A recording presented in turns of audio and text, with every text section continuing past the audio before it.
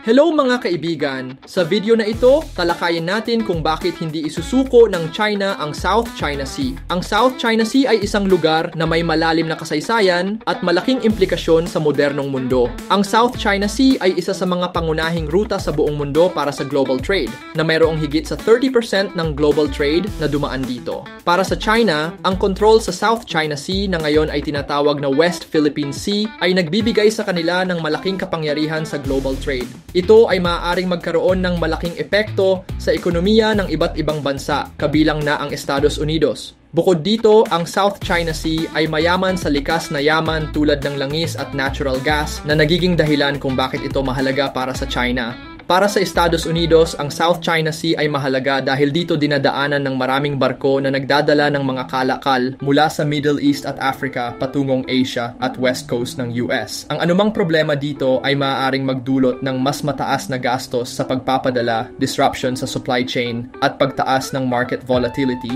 Ang South China Sea ay isang mahalagang bahagi ng kanilang strategic interest sa rehiyon.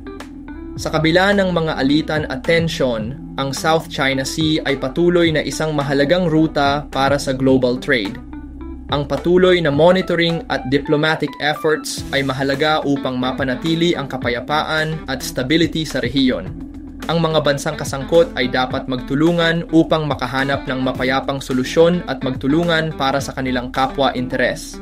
Sa kabuuan, ang South China Sea ay isang lugar na may malalim na implikasyon sa global trade at international relations. Ang patuloy na pagsusuri at pag-iingat sa mga isyu sa rehiyon ay mahalaga upang mapanatili ang kapayapaan at stability sa buong mundo.